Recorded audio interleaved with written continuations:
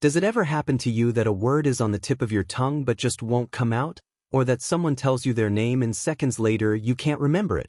Sometimes you walk into a room in your own home and stop, wondering what you were about to do. These everyday lapses create frustration and, over time, a deeper concern, the feeling that your memory is no longer what it used to be. I am Dr. Gabriel Mina, and today I want to tell you something very important from the very beginning. This is not a definitive sentence, and there is a practical way to start taking care of your memory right now with a simple exercise that takes just 1 minute. Welcome to this channel. Here we talk about holistic health, longevity, and natural, very easy habits that help you maintain physical, mental, and emotional balance. So take note and share this with your family and friends to help them improve their health.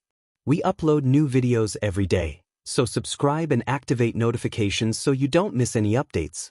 Let's get started. If you recognize yourself in these situations, you are not alone. In my practice, I have seen many people who feel exactly the same way. Men and women over 60, active, with rich stories and lives full of experiences, who suddenly notice a kind of mental fog. They find it harder to concentrate, to remember a simple detail, or to follow a conversation like they used to. And behind these forgetful moments there is not only annoyance, but also fear. Fear of losing independence, of having to rely on others, of seeing their most valuable memories slowly fade. I am Dr. Gabriel Mina, a neurologist, and for years I have accompanied people who come to me with this concern. My purpose has always been the same: to transform fear into understanding and resignation into action. Because modern neurology has confirmed something hopeful: the brain has the ability to adapt, change, and grow stronger at any age. We call this ability neuroplasticity. I like to explain it in a simple way. Imagine your brain as a garden. If you neglect it, the plants weaken and weeds take over. But if you care for it, water it, and stimulate it properly, that garden can bloom again, no matter how many years have passed. The brain is not a machine that simply wears out. It is a living system that responds to how we use it. Today I'm going to share with you a technique that works like a true tool for brain care. You don't need medication or special devices. It is a very short routine, just 60 seconds, that you can do sitting at home, and it is designed to activate key areas of the brain. It is an exercise I have worked on with many patients, and the results, even for them, have been surprising. There is a very harmful idea that is repeated over and over again, believing that memory loss is normal and inevitable with aging. When we forget our keys or a name, we often say, "That's just age." This way of thinking is dangerous because it leads us to give up. If we believe there is nothing we can do, we stop stimulating the mind and, without realizing it, we accelerate exactly what we fear. Science shows a different reality. I have had the opportunity to meet people in their 80s, 90s, and even older, with admirable mental clarity. They are not superheroes, nor did they have perfect genetics. What they share is a lifestyle that keeps the brain active. Consciously or not, they have stimulated their neuroplasticity for years.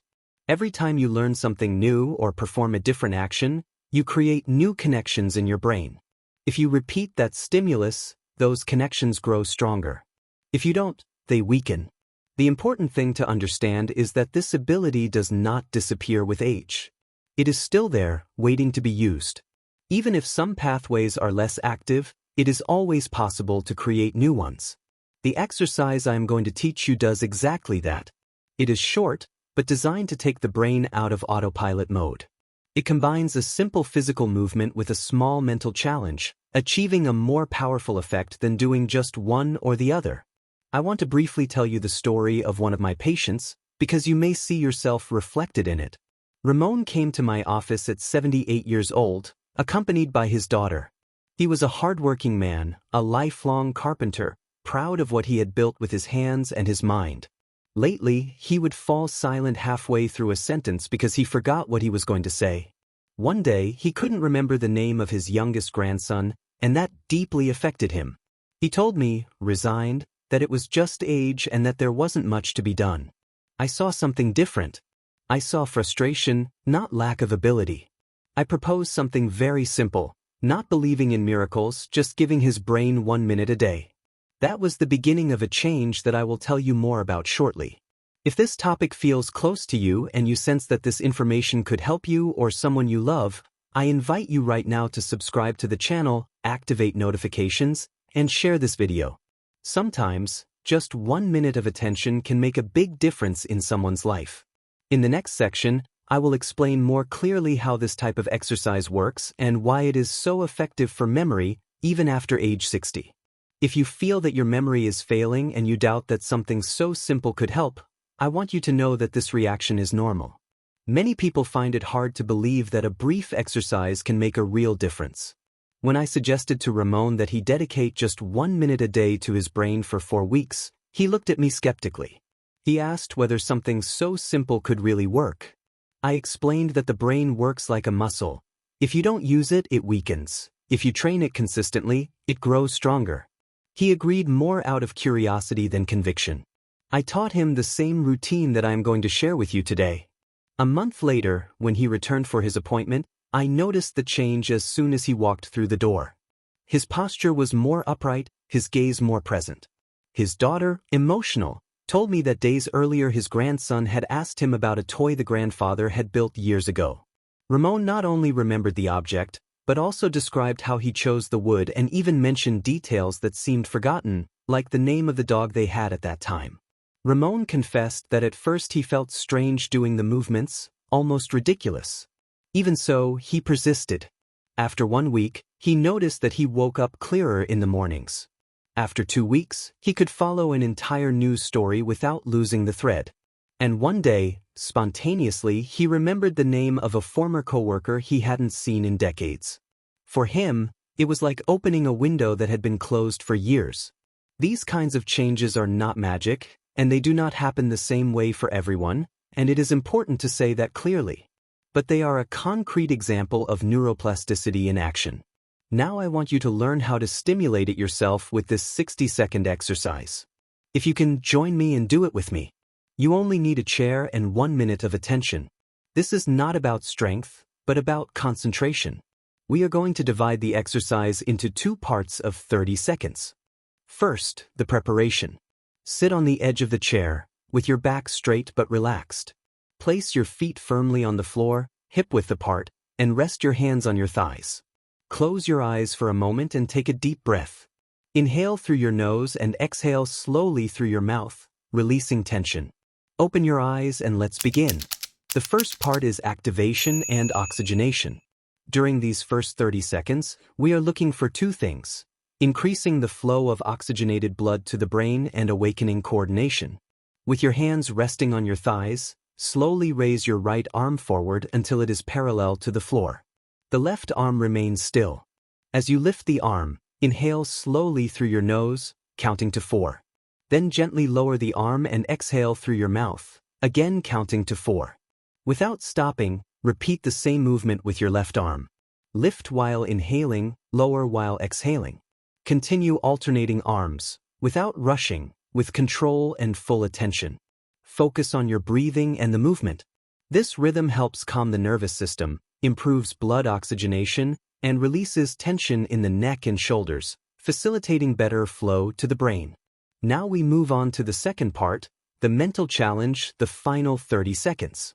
This is where we activate neuroplasticity more strongly. Keep exactly the same physical movement and the same breathing, but add a mental task. This combination forces different areas of the brain to communicate with each other.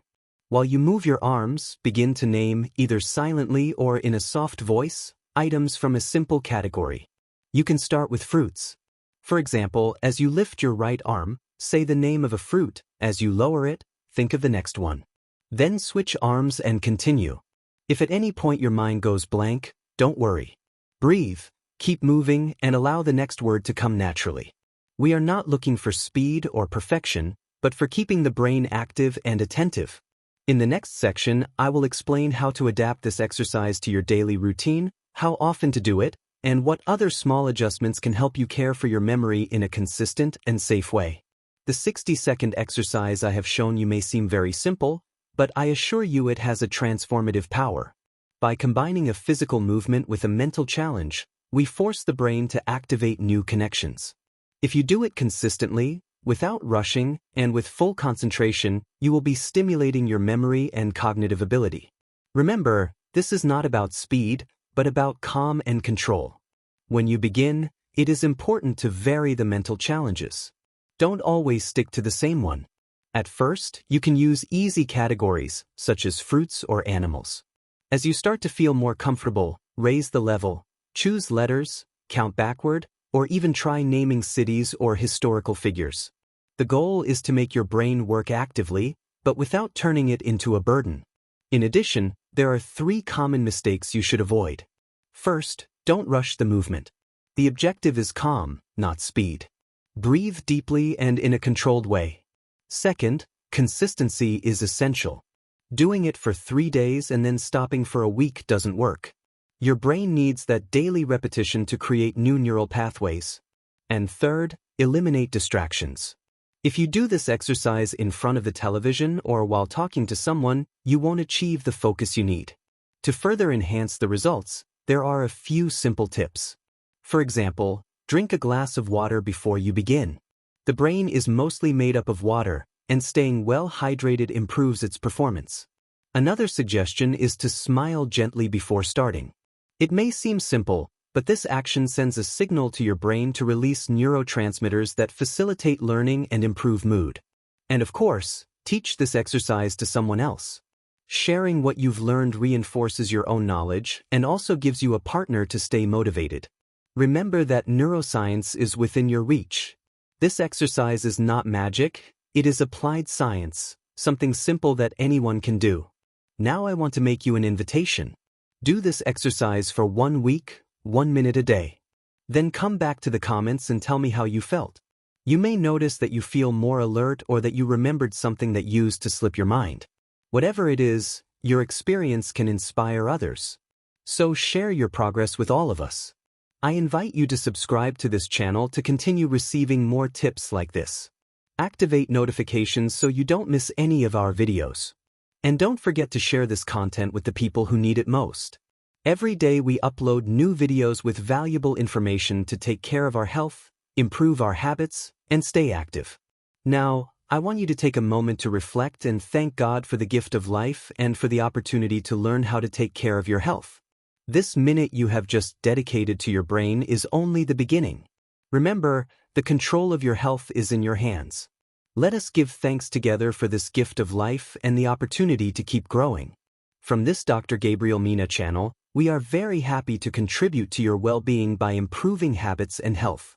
Tomorrow there will be a new video with more practical information for you. So don't stop watching our videos, because here we walk alongside you to improve your health with simple and effective advice. We look forward to seeing you in the next video.